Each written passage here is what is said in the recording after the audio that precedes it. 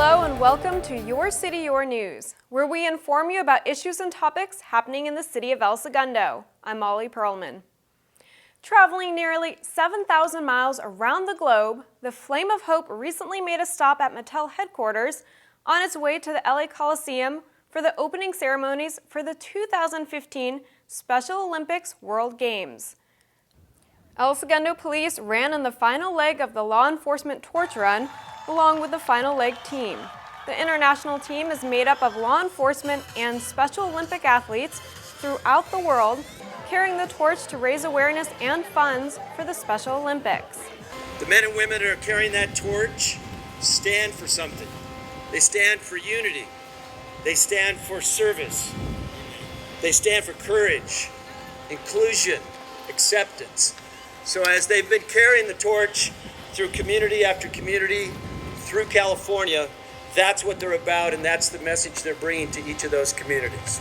Mayor Suzanne Fuentes and Police Chief Mitch Tavera were there to thank the community and guests, as well as to talk about the impact the games have on the athletes.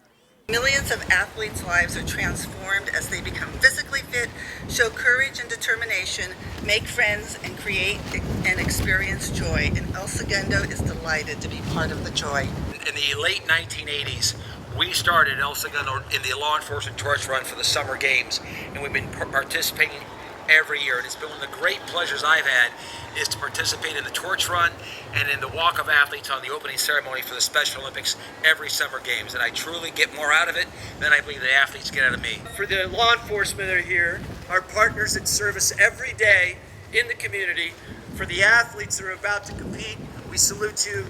From Mattel, reach up. Last year, law enforcement raised over $50 million for the Special Olympics worldwide. You can follow the Special Olympics by going to la2015.org.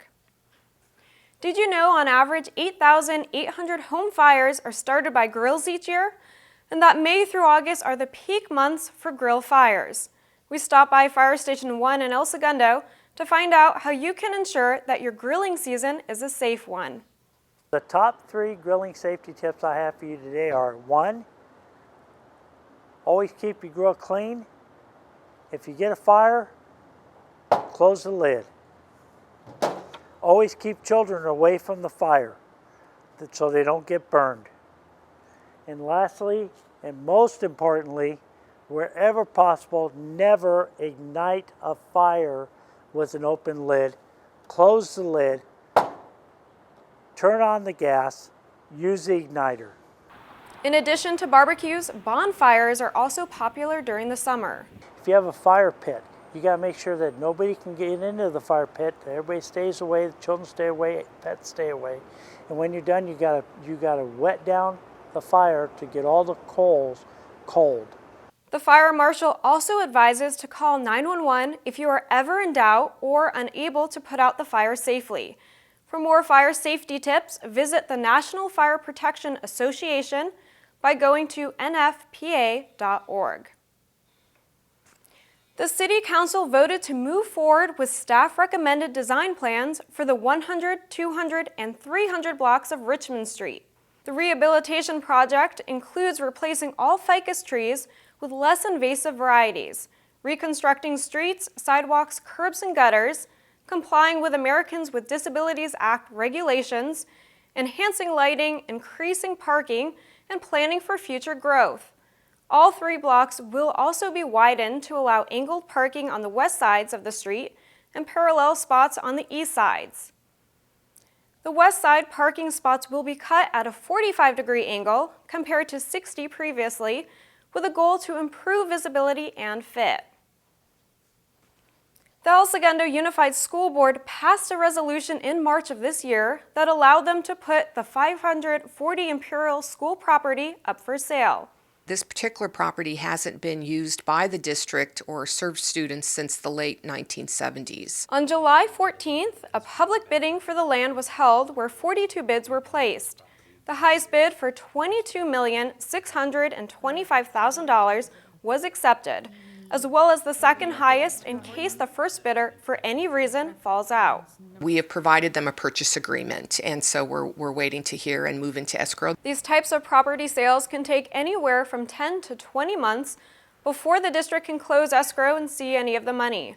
These funds are restricted since they come from the proceeds of a school site sale and cannot be used to fund things such as salary, benefits, or programs. We can only use them on things that are regulatory through the statute. In regards to facility enhancements that we could do, we could also use it for one-time expenditures, like a major technology purchase, like replacement of switches or something like that.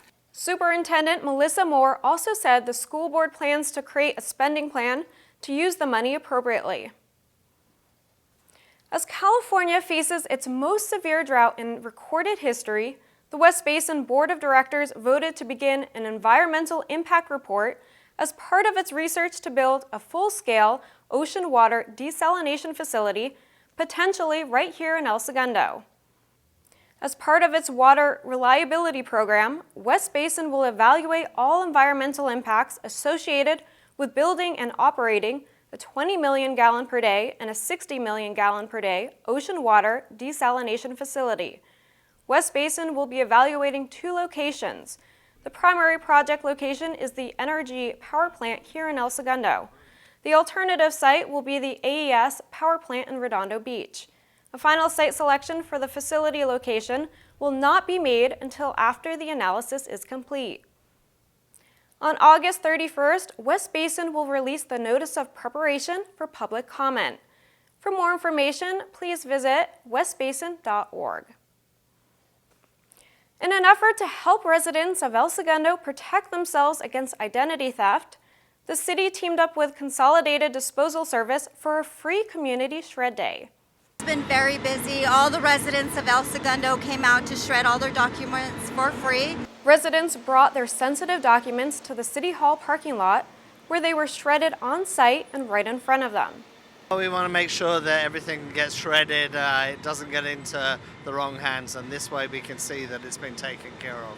All of that shredding is also recyclable, so just reusing our resources.